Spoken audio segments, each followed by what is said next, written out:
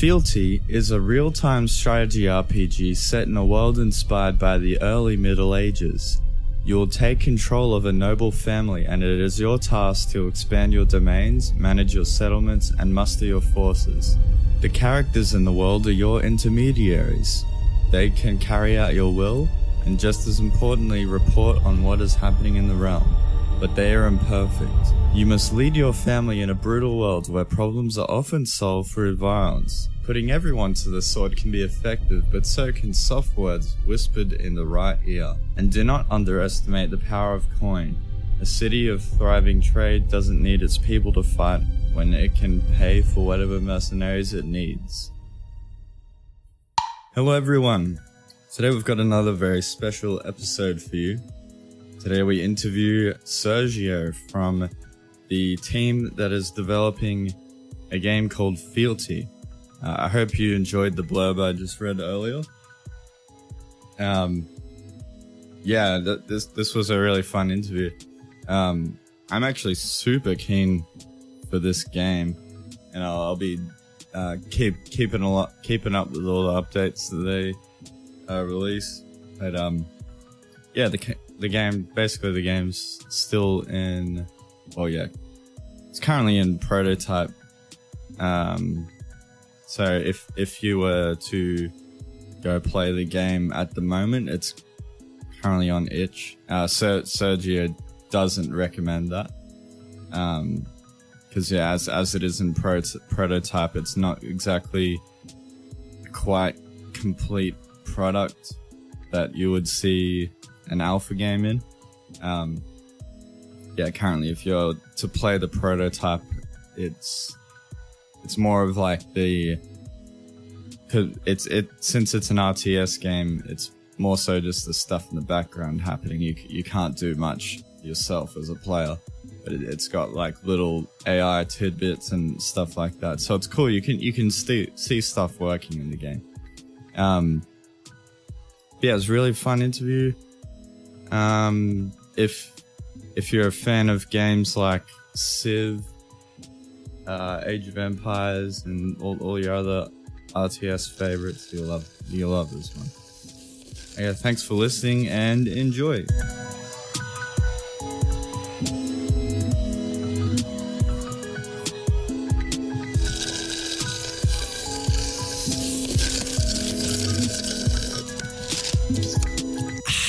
Greetings everyone. Today we are having an interview from a developer from the indie game Fealty. Welcome Sergio, how's it going? It's going well. Thank you very much. I'm glad to be here. Yeah, awesome. I'm also joined with co-host Kelly. What is going on, sippers? So Sergio, what is Fealty and what would you like it to be? Because I understand it's currently in prototype phase. What is it? I guess what I'm trying to say is, what is Fealty and what would you want it to be in the future? So the concept of Fealty is born out of a couple of different things. The closest of which is, if you take a game like Crusader Kings or any of these other 4X games that are really prominent, they tend to have really great single-player experiences, but often require long sitting times to see things develop. And now, as I've been getting older, I find I have less and less time for a contiguous sitting to play anything, right? So one of the things that I never expected, but that I've developed into is I've been playing more and more games on the phone, which I actually tended to discard because of both the way the market has gone there and generally I don't like the interface. I don't like playing things on that tiny format. But anyway, so the point that I'm trying to get at is that I wanted to take something like Crusader Kings, or if you're familiar with the old Koei strategy games, the Romance of the Three Kingdoms games, and make them sort of ever present, ever accessible, using the capabilities that asynchronous mobile devices give us. But also make it something that you could handle without committing your life to it. So I'm trying to take those concepts and shrink them into a game that lasts about 4 to 5 days and then wraps up, gives you points. And the family that you play in that game, then you can take into another game. Oh, cool. Yeah, right. Yeah, I didn't realize it was going to be a mobile game, but that's awesome. That really makes sense. Well, now, though. Really cool concept. Without going into a tangent, one of the challenges is, though I see it very much as a great game for mobile, most of the people that have checked it out so far are all on desktop. So one of the challenges has been pivoting from a very heavily mobile-focused game to something has more of the traditional conveniences of a desktop application. Yeah, I can see that being a pretty big challenge. Eh? So if I can. Oh no, sorry. Yeah, if that's kind of the concept. The differentiator, I think, what's going to make that interesting is that the way that you get points within those independent games, it's not just about building an army and then sticking it to somebody and wiping all their stuff. The idea is that you'll be able to get points from the resources that you accumulate, the things that you produce into the economy, the relationships that you might enter into with other players, sort of alliances or promises of support. So that simply being part of the economy or the social setting is how you can get those points. But you can always, of course, create a war band and go try, your luck that way.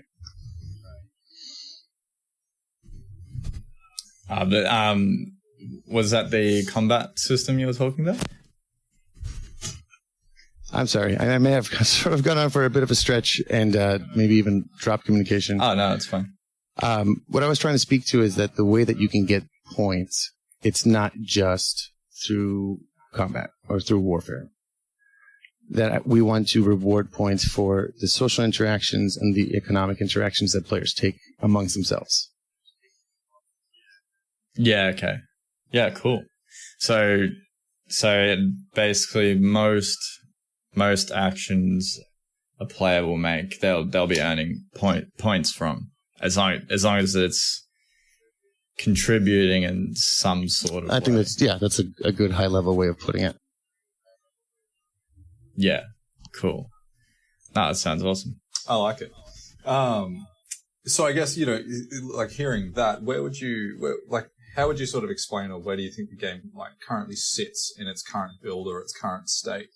I guess in a grand scheme of progress. Like if you go download it right now, what are you going to see? Yeah, exactly. So, Sam and I have had a crack, but for those, that haven't, what could they expect?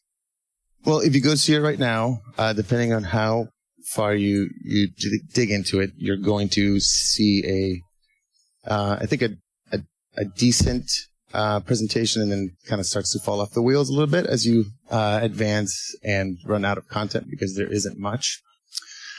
But to explain why what's there is meaningful, then I had to give a little bit of backstory.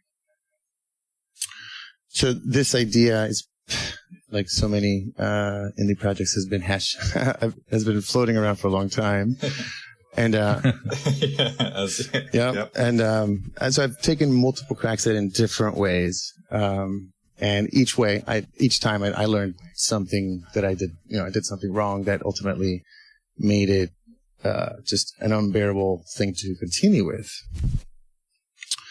So then I finally, after all this time, I got really close to the last prototype.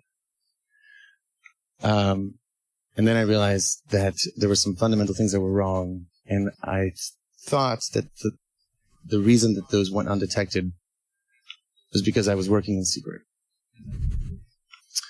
I wasn't sharing anything with anyone because it wasn't ready. Right. Okay. So a year ago, I took that code, put it to the side, decided to start afresh, and put the website up and start sharing everything. And my secret goal with that strategy was to just build some street cred, was just to show that I could build technical aspects of the game. Because I always had two shortcomings, despite, I think, having a good grasp on the programming aspects. And those shortcomings were art and gameplay. So that means that, from a programming perspective, I know how to architect a complicated piece of software that we can expand with all the content that a premium game should have. But making clicks feel good, making things move well on the screen, developing a sophisticated animation system to convey the drama and the moments of the game, that's not something that I'm very experienced with. Right. So my secret plan was to just lay out this record, and eventually, when I had the technical pieces lined up, find people who believed in it enough to come on board. Excellent. So how did that then transpire? Well, it actually transpired much quicker than I anticipated, because let's see, back at the beginning of this year, I was exchanging tweets with someone who's since started to help out with the game, Wayward Strategy, our strategist, who you may or may not know, but he is someone who I've been familiar with for a number of years, and he likes to cover RTS games. And I don't think it's an exaggeration that most of the things that I see as pillars in the game are derivatives or direct copies of something that he wrote in the last 10 years. But anyway, so we were bantering, and I just sort of jokingly asked, like, man, I could really use someone like you on the project. And he responded with a meme that conveyed positive things. And so I just asked him. And then we went from there. And now he's on the Slack. We talk every day. So. Oh, that's awesome. Fantastic. That's really cool. Yeah, but I didn't think that I was quite ready to ask him when all that went down. So that's the twist.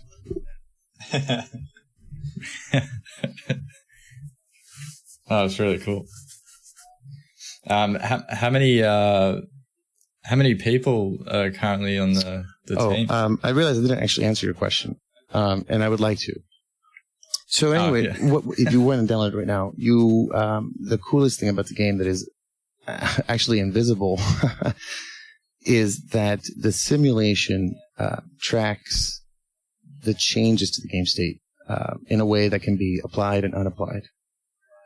And this is important because the distributed nature of the game pushes most of the processing onto the devices of the client for performance reasons, and so that we can do more complicated things without requiring super powerful servers. Right. So that's often referred to as a lockstep or deterministic simulation, which is effectively you need to be able to ensure that the results of the simulation are the same regardless of where the game's playing. So that's what works right now, and has layered on top of it some, lipstick in the form of a few buildings and some mechanics that don't really quite make sense. But you can fight other people. Yeah. Okay. So that's what's there. It sounds like a pretty big. Yeah. So I guess and please definitely correct me if I'm sort of interpreting what you're saying wrong, but it sounds like what people could expect is, I guess, starting to understand what the foundation of the game needs before it can progress. So all of these, tight analytics and a lot of complicated calculations that are happening on your end that you've said are invisible at the time, have sort of taken more of a focus as opposed to these other things that you're wanting to put more focus in later down the track, like, the visuals and this and that, because, it sounds like those are the important things for the game to sort of be where you want it to be.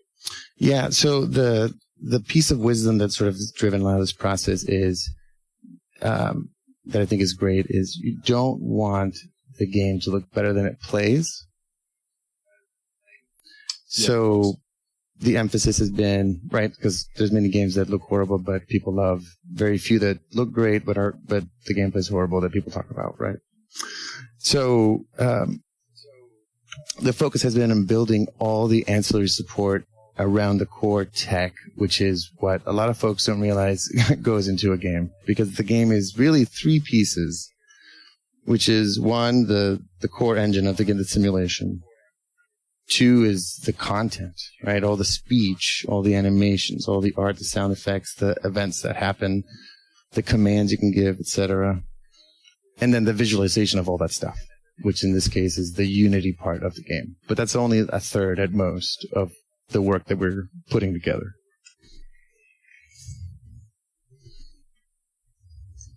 Yeah, right. So I guess, given all of that, what was your approach to going to build something like this? Well, I had, done it wrong enough times that I knew the bits and pieces that were important for architecting a system that you can expand both vertically and horizontally, if that makes sense. That's very abstract and maybe not great. The idea was to build pipelines. So everything that happens in the game is a very abstract thing that I call a process that goes through a pipeline beginning with the client, through to the server, and then back to the client when it gets applied. And building that early, first of all, gives you a game that, like right now, the server it's a fake server. But when I go to create some machines, in the cloud, I'm just replacing some code. But building those pipelines means that when it comes to building the actual game, you're just building the things that you put into it and the things that happen when stuff comes out. Sure. Yeah, so that's the real game part of it. And before, it's, you have to build the technology that ideally you'd be able to reuse if you're successful and you can build something beyond the first game. Yeah, of course. I mean, it's, building assets and that for the purpose of one thing is counterproductive in some way. Yeah, and of course it's a double-edged blade, because if you build the greatest system, it's not true that if you build it they will come. So the number one asset is always time. In this case, there's no money because no one's paying me, but opportunity, cost, and sleep, and all those good things. So you don't want to build something that is too complicated that you never get to the content part, which is what I was doing before. Just never make it. Yes. To that and then you end up, I think a lot of indies probably do that too, especially if they're primarily programmers, where they realize, oh my gosh, I know how to do drag select. Oh my gosh, I know how to tell these things to go attack that building. Like, I could build Warcraft 2, no problem. And you can. You totally can. But how do you make it look good? How do you make it feel good? Yeah. The thousands of details around that are the reason that something like Anthem comes out in a way that nobody, including the developers, want. You know what I mean? Yeah, we have talked about Anthem. I listened to it, so we don't have to go there. But like nobody wants that, and I mean, I'll tell you, of the 3 games I worked on professionally at like studios that have some recognition, 2 of them no longer exist. So there you go. Right. I guess it says a lot about the resourcing that goes into these things, and I think your approach is, and I guess your journey, if I could say it like that, going from, I don't want to say anything, I don't want to put anything out because I don't feel like it's ready yet, or I don't think it's, where I want it to be yet. And then, shifting the approach to just be, I now want to share where I'm up to and what this journey is so far. It's such an interesting approach, because I think that transparency can be really important for people. Well, I'll tell you, it's, if you're working alone, it can be and it's not ready, right? Then there's no one saying good things. But there's one group of people who will say good things. And those are the other indie developers who are as desperate and as hopeful as you might be, and who generally appreciate, like, oh my gosh, you made a parallax background. That's incredible. It's not incredible. It's old school. It's old news, but it is incredible at the same time because you did it. Yeah. So the one corollary, the one thing that I learned also, another mistake this last time around, my expectation was like, oh, well, I'll be showing what I'm trying to do and people will tell me how to make it better. And people don't want to make games. People want to play games because making games is very difficult. So the idea that, like, hey, I'm going to crowdsource people to be volunteers and give me ideas that's no one wants to sit there and write a thesis on what your game should do. No, of course not. And I think sometimes I expected that, and sometimes people expect that too. So.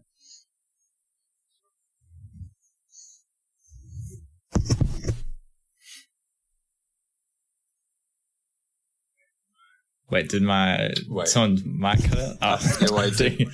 Drinking pause. Yeah, or sipping pause. Yeah. I thought we just lost everything for a second there. Yeah.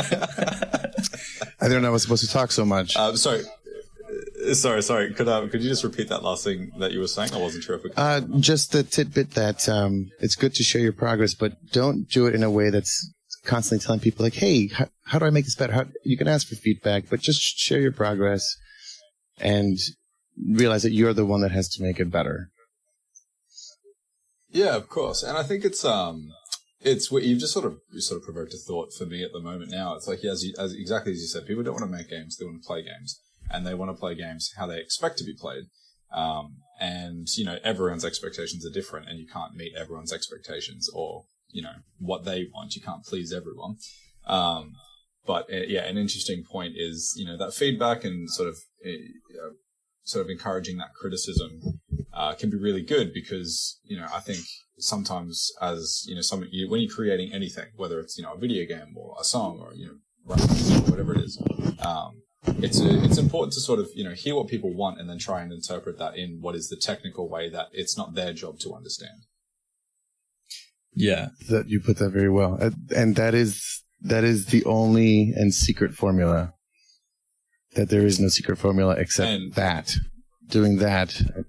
And yeah, exactly. And it's just like there's no recipe for it. It's very, very much wing it, fake it till you make it to a degree. Until the money runs out. Yeah, that's it.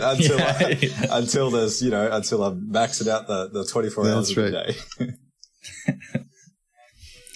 So I think you touched on it a little bit before, but can we go into what exactly inspired you to start developing Fealty? Oh, I wanted to play it.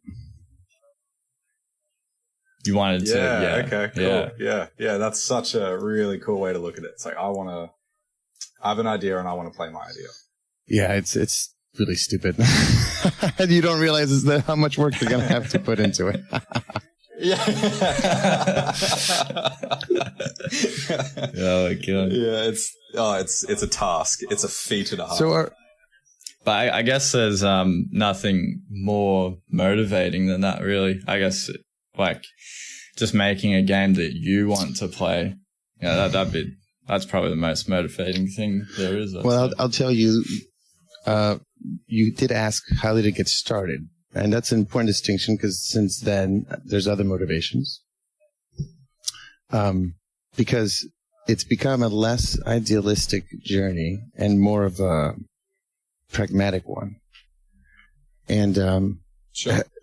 The one thing that hasn't changed is that I feel like I have to make this because I've tried to stop a few times, and or I found good enough reasons to stop, and then ultimately I overcome those reasons, and I have to come back. It's like an itch you just can't scratch. But at this point, besides just wanting to, make it and play it, and like play it with other people so I can backstab them, That's one way to think about it. I know the cheat codes. Come on. Yeah, okay. I built this. This is mine. Yeah.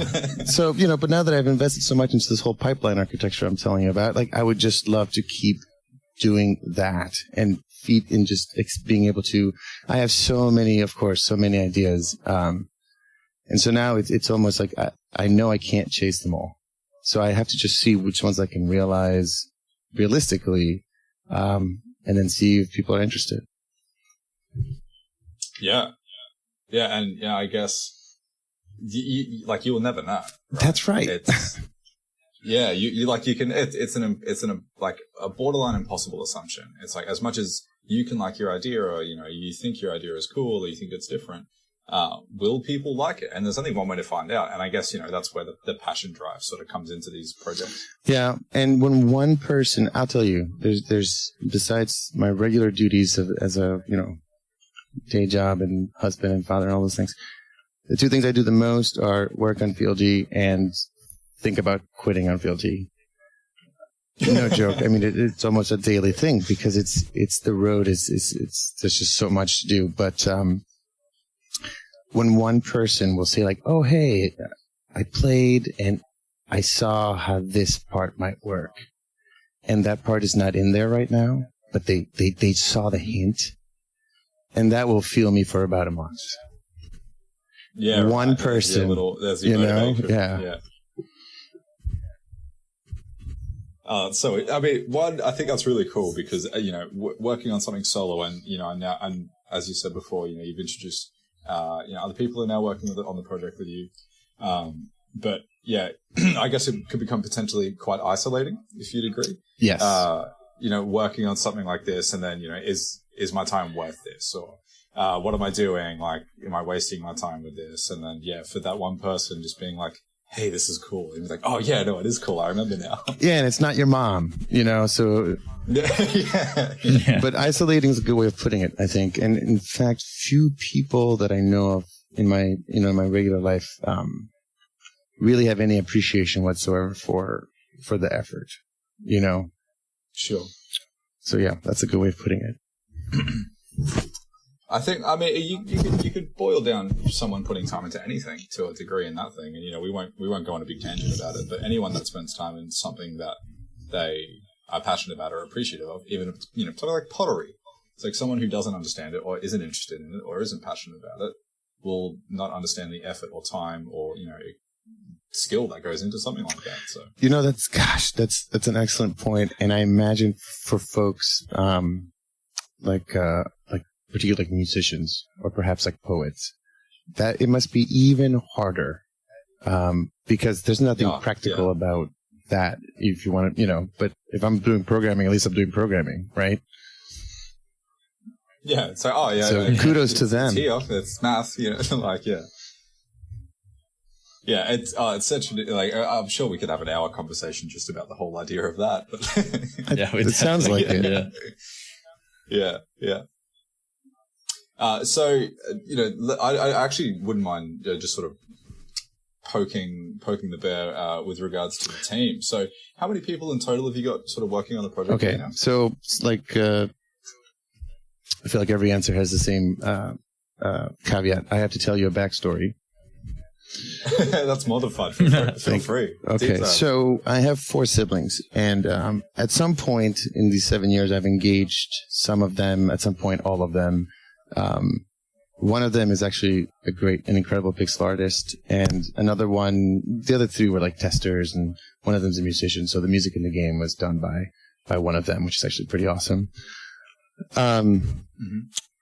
But they've dropped off as things have happened. But so I've gotten 2 of them back, but they were kind of easy. The significant additions, without downplaying, of course, my siblings, is Brandon Castile, who's he's headlining design, and then another person whose name is I only know her Discord handle, Froststar, but she's sort of taking a producer role, and then another programmer who I also met through Discord. But these are folks who I've met through Twitter And I had never used Twitter before this whole Fealty idea. So I started using it last year when I kicked off the website. And I have 150 followers, and most of them are indie devs. But that's been my audience. And I've met these folks, and we started talking, and now they're here. So around the middle of January, everybody, all of a sudden I had 3 more people who now were part of the Slack. And it's been great, but we've also done none of the things that I expected that we would do. Yeah, right. So that's really cool. Yeah, sort of like sourcing right from the community, and I'm still trying to figure out Twitter myself, but yeah, I have, it's a whole foreign space. I have no idea. It takes like 8 months, but it's got all these rules and like little secret clubs and all, it's like follow Fridays and all this stuff that you have to like come to understand. But it's been amazing.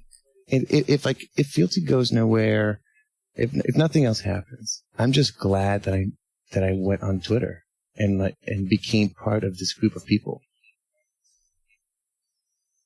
See, that I think that's super cool just in its own right. It's just like all this is, at the very minimum, and not even discrediting the minimum here. It's just brought people together.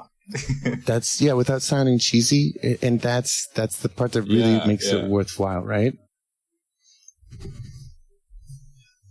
Yeah, it's awesome. And I met you guys. So, yeah, well, here we are.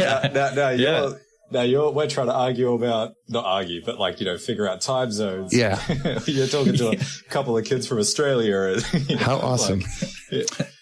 It's, talking about teams, and we briefly sort of touched on before how, working solo on these kind of passion projects and whatever else can be, for lack of a better term, or maybe it's the best term, isolating. What have you found is either, both benefits and negatives now that you're working with people? And it's only been, as you said, January, so a month or so now. And then you just mentioned that not everything you think would have been done has been done, but things have been done. So I know I just said a lot of words then, but I hope you sort of understand what my question was. You're just buying me time to start coming up with excuses.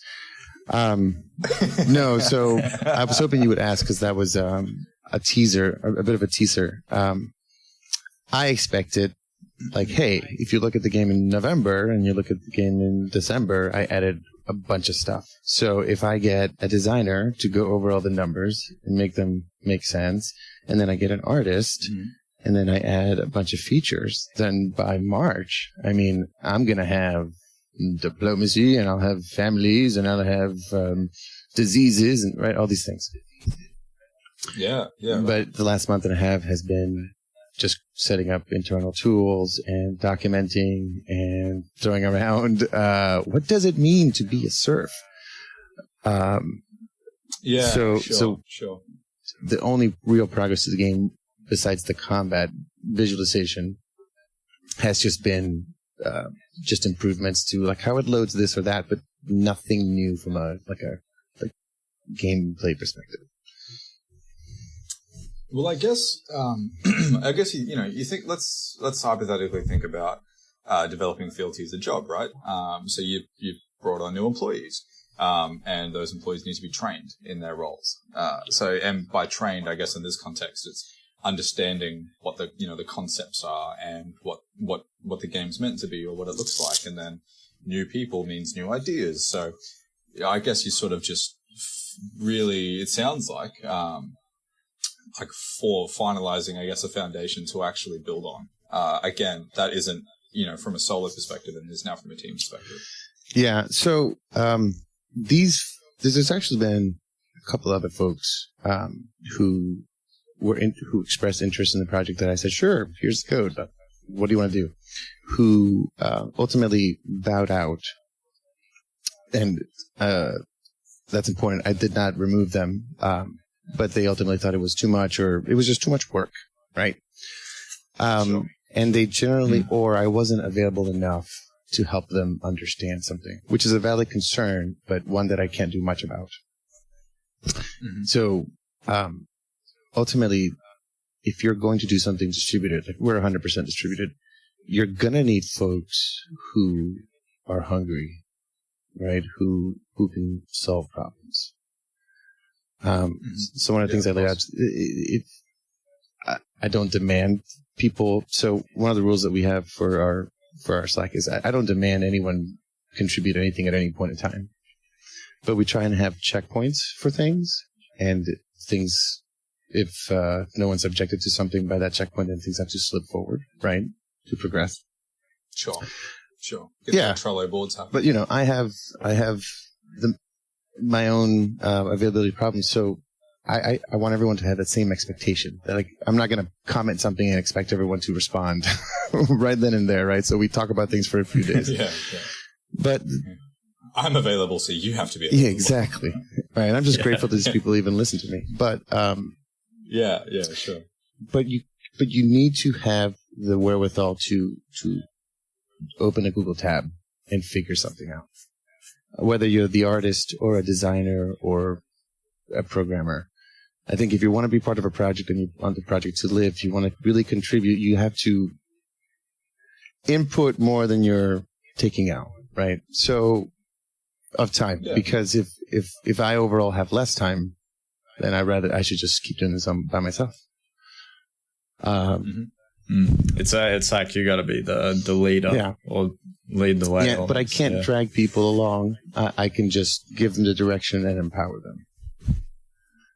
So I've been really lucky because these people are, I think they perceive that, and they're taking this game from out of my hands, right, and doing things with it. So, I just think I've been really lucky with the people that are interested at the current moment. I think actually, I've got a sort of a side question off that. Given that, and it being sort of a heavily focused solo project before, and then now, as you just said, these other people that are working with you taking the game out of your hands, was that scary? Was it uncomfortable, or was it like a relief? Like, oh, I want to play this game, so this is making that more. Well, it's all at once, sometimes at the same time, because the temptation that I've had a few times is to not delegate, but to relinquish.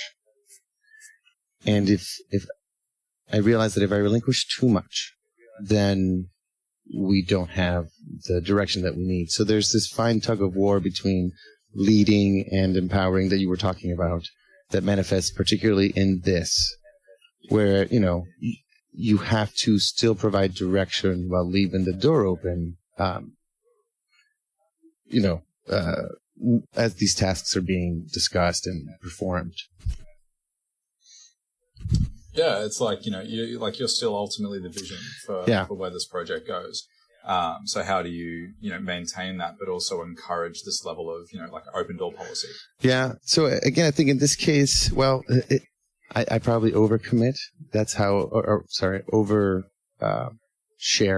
comment.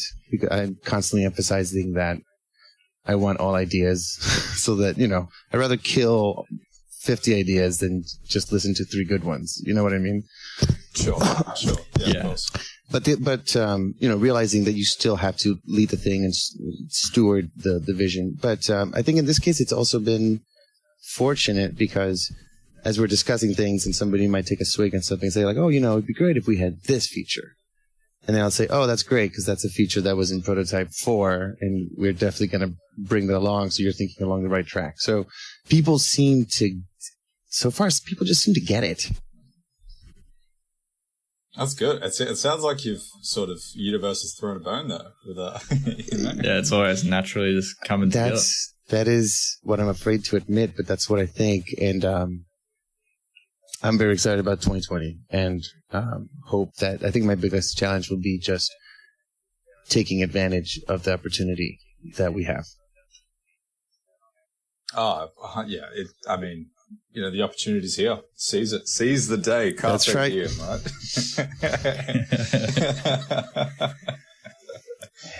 I got another question for you. What is the current plan and strategy for funding and for funding the development of the game?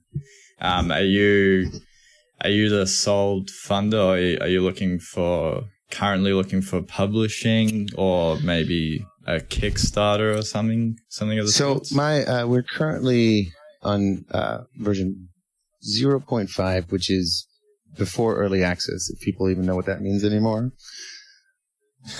Isn't early access like full? That's right. Okay, no comment. But yeah. So my goal was year 1, build the tech, year 2, build the game. So ideally, I think at the end of this year, if things go well, is when I would want to incorporate. And if we can avoid a publisher, that would be my preference. Go directly crowdsource in some way, or through some sort of pledge program that sounds a lot like early access but isn't. A bit sort of like Patreon. Yeah, something like that. And I don't know much about Twitter, and I know definitely less about those types of platforms, but I think there's opportunity there. There's also some folks that I still know from different studios where I worked that I would be interested in just shopping around potential opportunities. And if nothing else, I think if we, after 2 years, have a documented record, and we have a process that works, and there's still, everyone's still engaged, I think we have just a lot to show for, what we've done. So ultimately, the goal is to get some money in here as quickly as possible, so that I can take some of these people who are contributing now and get them full time. I imagine I would be one of the few last people that would make that switch. But yeah, so that's sort of how I see it. If none of that works, I will ultimately put in a store, and I will sell rupees and topazes that will make your characters unbeatable in the game. And I think that will work. So what you're saying is microtransactions is the key to success. No, that's the... But if I have to, I will do it. I'm kidding. Yeah, I'm kidding. Yeah, I think, 7 years ago when I started, I thought subscriptions might still be a thing, and perhaps they are, but I think subscriptions are weird on mobile. So my thinking now is go on PC first, ideally as like a box, buy to play. And if you can get enough people, because our costs are 0, if you can get enough boxes moved, then you can build some content, and then you just really cash in on the tail. That's how I see it. And services. I see it as keep the costs low and grow slowly. Yeah, like talking after release, with continuous development, I feel like games for some reason the words are escaping me, but games like Destiny 2 and Rocket League, they have a monthly battle pass. That's what I'm talking about. That's a big part of monthly subscription style games these days, where it's a continuous development, and every month they have new content where you pay for it. Yeah, so I are you referring to the thing like the Xbox Game Pass and like the Origin? No, so not in-game so much, subscriptions, like the VIP 30-day VIP pass you can buy. Yeah, or potentially Fortnite season passes, or okay, yeah, that sort of style of thing. So, the problem is those things all tend to me, they tend to be distasteful, right? People always think they're getting screwed. I saw an extra credits video on the freemium model, which pointed out that, if the game is free and you get to choose what you pay for, that's actually a pretty good model. So I've been trying to expand how I think about that. But I would love to be able to keep it to a box, and have a free model where you get to play, but perhaps the family you're playing as doesn't persist. So you're just getting to play, and you're maybe fodder for other players, but you get to see what it's like. Yeah, okay. I like that plan. Yeah, I agree. Oh, can I talk about something we haven't talked about that's also really cool, I think? Oh, yeah, go for it. Absolutely. Well, it's orthogonal to where we are with this, but it's also really important. No, of course, Please edit this to put it at the beginning. Okay. So those single instances that you're playing in, they take place in what we call a region, and we have many ideas for how regions might come into it once the game that takes place in them finishes. But let's not talk about that. What I want to talk about is how do you finish that game? Because when you start and you come in, you see an empty map. And whereas right now there's fixed locations for settlements, you will be able to settle, and you will create the settlements that are part of the region. And effectively, those settlements will project a zone of control. And when enough of the map is covered so that no one else can settle, right?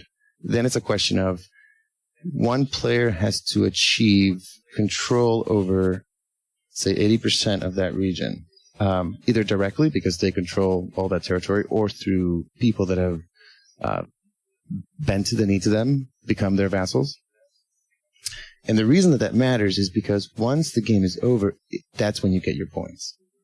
So everyone is interested in the game ending, but the points that you get don't necessarily correlate with how much of that land you have. If you are you focus on having a couple settlements, but you were an economic powerhouse, you might actually come out with a chunk of points, which we're calling prestige points, out of this particular game, even though somebody else that perhaps you supported is the one that ended up conquering the region. And now think about this, like there could be a meta strategy where perhaps there's a leaderboard and you know that family X is really ranking up the points. So perhaps if you see them in the game that you're in, you're going to try and eliminate them. You want to try and end that family. So perhaps to avoid that, that might encourage you following different strategies from within different contexts of the game that you're in, because you want to avoid, I know that guy really wants to come after me, so perhaps I'll help this other family that I don't know, but I need to have allies in here. So I really want the meta game, the families that persist between these independent matches, to color what you're doing in the single instances. And then the instances give you some of the best things that people love in RTSs. You get to build a settlement, you get to put your buildings down, you get to make 100 peasants, you go from 0 to hero, and you get to do that, every week or so. So I guess, hearing that, I find that really interesting, and it makes me more interested than I already was in the game, because there's so many different approaches you could potentially take to acquiring these points to then progress. This is why I told you. Yeah. Yeah. So I guess sort of hearing that, is there sort of going to be, because as you said, you could go to war and just have a crack at that and just, see where it takes you. Or, as you just were saying, you could become the economic powerhouse and just start to sort of monopolize things. And is there an approach of the game that you feel is going to be pushed, that people are going to be able to take more advantage of than others? Or is the sort of goal to try and make every approach a little bit balanced in what you can gain from that? The idea is to make it as broad as possible. And I've thought about things, really, I think over the whole term of this friggin' project. I thought about exploits and how you could manipulate different systems. Like, well, what if you're the player that has 75% of a region and you are just making so many resources that why would you end the game now? You should end it next week and have 10,000 more food to get scored. But without telling you, there's an example of things that we've been able to design around to keep the whole system flowing. If I have one fear, it's that the way we're planning to make warfare work might be too sluggish, that might be the part that's hardest to pull off, because that needs to be fun. There's some people who just want to have a bunch of Mongol under their control and go cause havoc. But I think at the same time, sorry, Sam, you're going to say something? Oh, no, that's all good. You can continue. Yeah, I mean, at the same time, it sounds like the approach of the game isn't necessarily, and like this, RTSs aren't for every single gamer ever, right? So it's not going to encourage every kind of person. And, so like a lot of people don't, they want to sit there and play 30 minutes of a video game and be finished and finish the game, finish a match, whatever it is. So this is definitely encouraging like a certain audience of people. And I guess potentially the audience that it's encouraging or inviting is people that want to invest time and learn it and understand it and like develop that strategy and watch their, world or sub-world in this game sort of grow and develop. So as you said, sort of, warmongering to pull that off could be complicated. I think that's almost like something that people could find really interesting as a challenge. Because it is potentially going to be a little bit hard to pull off based on sort of what you're saying. Yeah, and we really want the challenge to come from not discovering information, but in applying it. So one of the things that's in the game very rudimentarily right now is that food grows throughout the year. There's 2 harvests. So you can really maximize your economy if you understand that cycle. To make use of the serfs in your settlements, so they're farming only as much as they need to, because if they're not farming, then they're free to do other things, which will develop the economy of the settlement. But without going into that, my point is that we want the game to be very accessible. But one of the challenges that we have is how do you balance predictability with randomness? And I think any game has this problem, but strategy games definitely more than some. And then going back to what you mentioned about RTSs, it is an RTS. So it's about 10 seconds is an hour in this game. So it's a very slow RTS, and we have to account for the fact that the player's not around. So much of the interactions, not yet, but intent for some behaviors you can define so that when you're not around, and I'm not talking about something like battle plans, but just the sort of the disposition of your characters to what might happen in the world. You have to be able to set their stance, for example, because you're not always around. So, but it's a very slow RTS. It's not at all about taking your dragoons and right-clicking on their one dragoon to focus fight. That's not the game. Yeah. The action is really more, ideally, you're watching something like Romance of the Three Kingdoms. You're seeing your characters interact with other characters. You care about them. One of them might die, and that pisses you off, and you do something that's not smart, but that's possible because you care about this character. Yeah, right. I mean, yeah, okay. So like getting a bit of like emotional reaction from the player. Yeah. It's almost like a real-time, what I was about to say was going to sound really dumb. I was going to say real-time choose your adventure book. Well, it's not dumb, but it's yes. And so the way that we are finding to fill the time is with enough of the mundane details. And if you played Kingdom Come Deliverance, the one thing I took away from that is that the richness comes from having some stuff in the pile of the mundane, right? So that's kind of the feel that we're hoping to capture. You probably don't get the sense of any of this if you go and download the game right now. But that is what that's the dream. I think I've had that.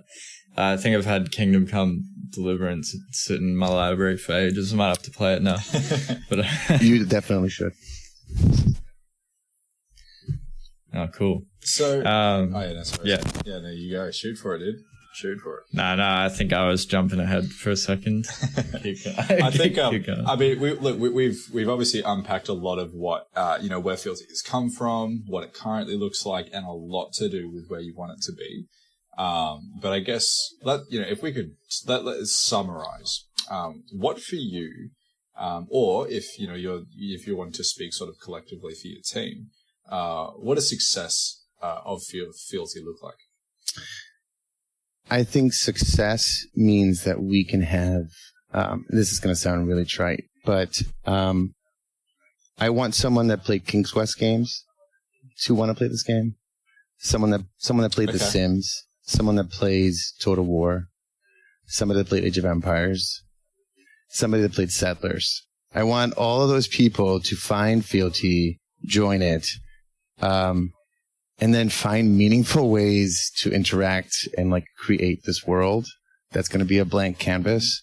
And this whole simulation I was telling you about that I can apply and unapply changes will allow us to show future players the snapshots of this world that were really pivotal. And that sounds really obscure, but hopefully kind of ties everything together for you.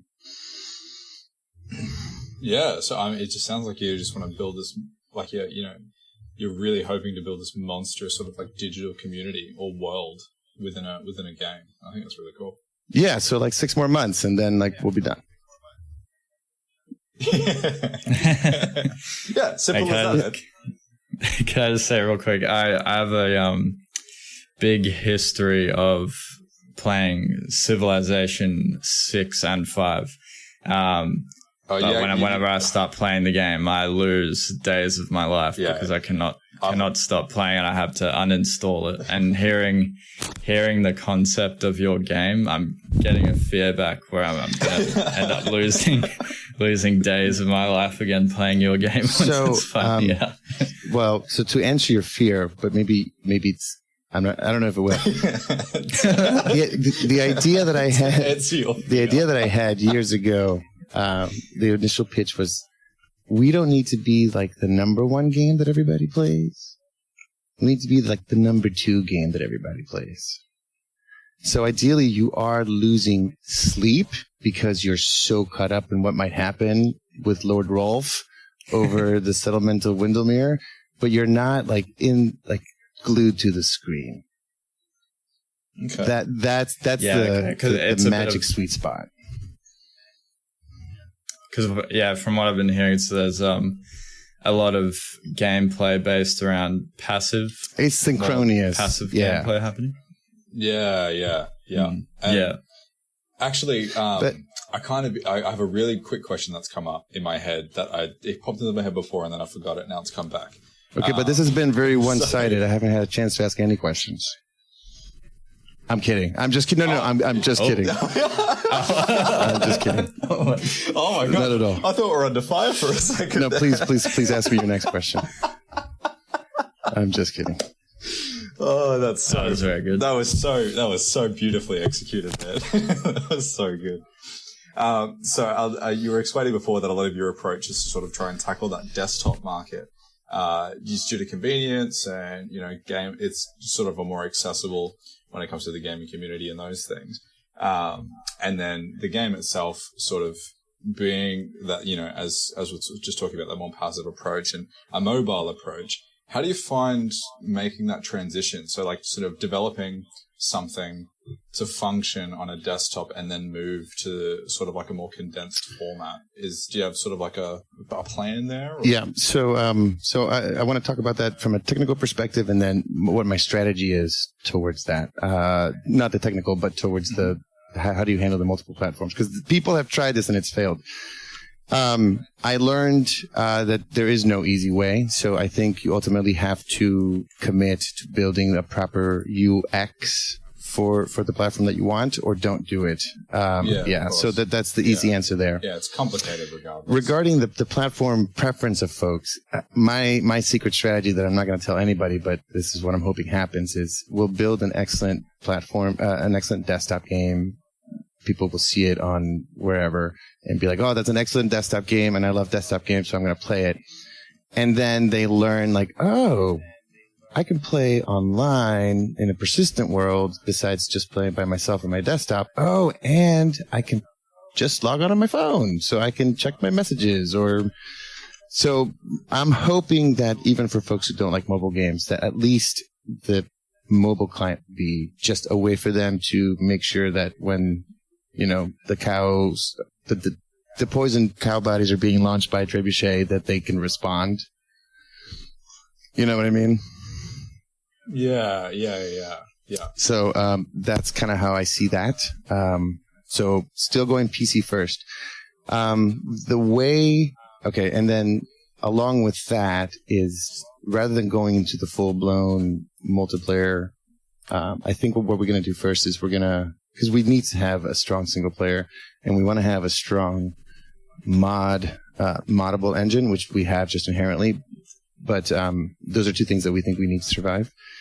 The next step in multiplayer is like, hey, play your single player game and invite your friend. Or however many friends you want.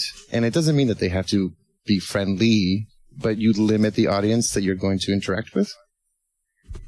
Yeah. Sure. And then that would sort of give us a safer environment, no griefing, for example, or less likely, to kind of figure out how the game works there. And then, next stage is, okay, let's take this, open the gates a little bit, and see how people treat each other.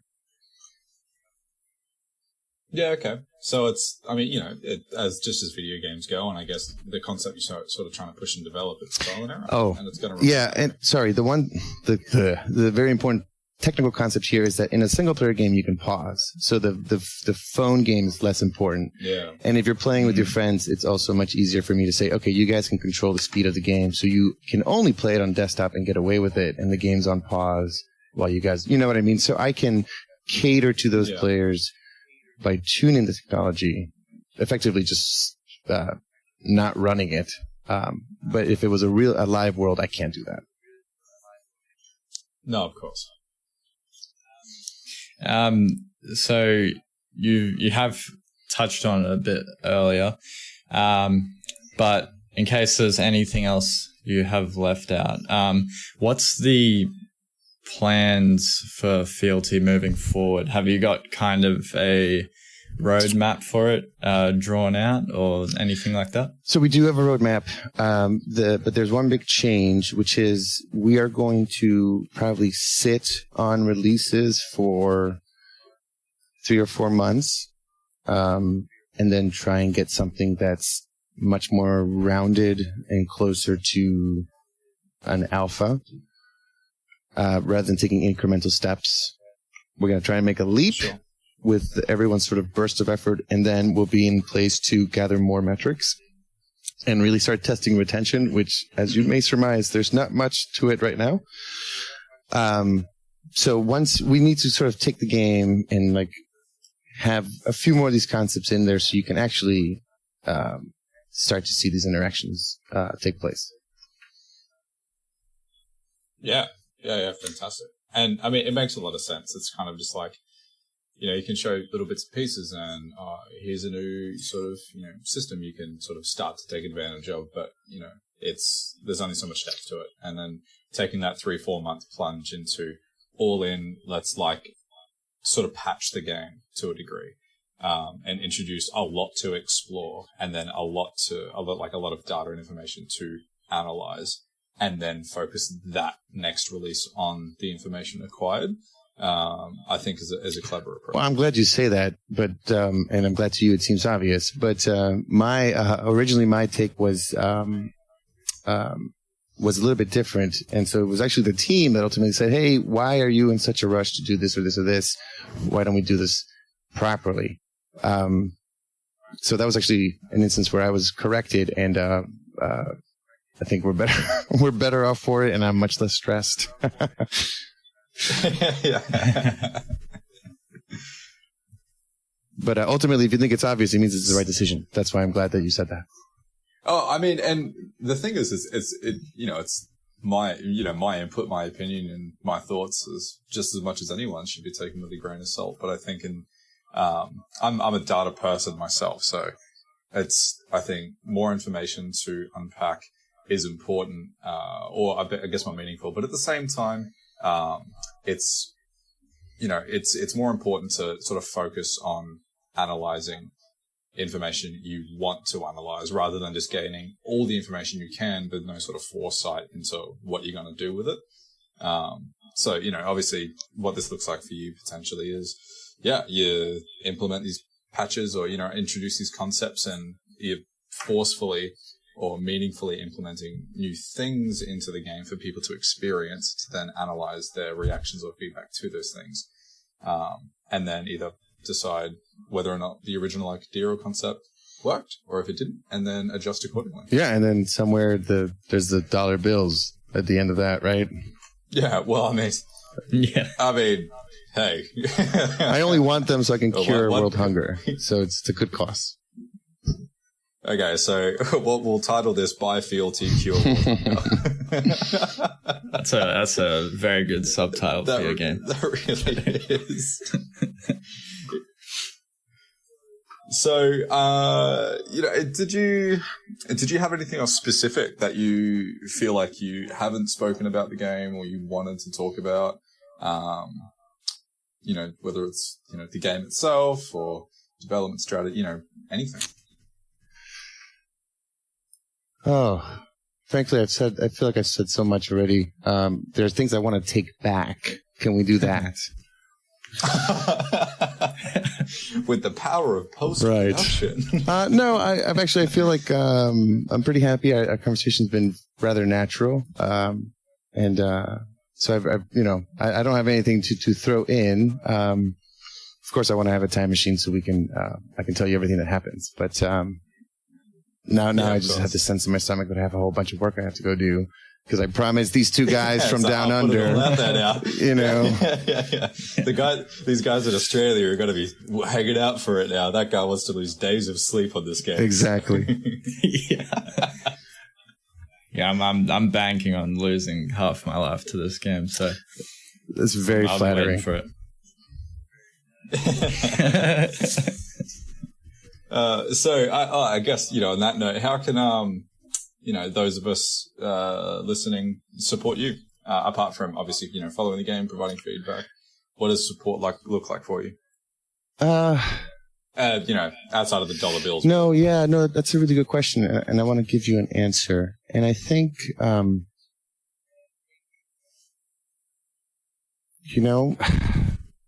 besides, it's really just your time and just clicking the like. I mean, I know that sounds trite as well, but it's showing some appreciation and that sounds horrible. I don't think there is much because, like I said, people don't like making games. So I guess besides the feedback, the honest feedback, which requires you to invest your time, what else I think that there's nothing higher that can be asked of you. That's an irreplaceable source of feedback for us. Yeah, and I guess a resource that's immeasurable. Yeah. So I think part of the reason the team wanted to take the time to get a few things lined up is to process what we have received over the past 3 months. What people don't understand, which is many things, and then sort of beat some of these concepts into something that's a little bit better. It's when the feedback is, when the channels are open, if you have time, give your feedback. And not just for me, but, for anybody that's doing something creative, because, know your audience, right? That's the trick, but sometimes it's really hard. Yeah, of course. And unpredictable. Yeah. I noticed as well, if a listener were to go to Fealty, Fealty game. Sorry, trying to bring up your itch page. Fealtygame.com. When they download the, are they able to download the? There is. Okay, I'm jumping through links at the moment. He's gone 1,000 miles a minute. He's gone right. He's gone right. We've lost him.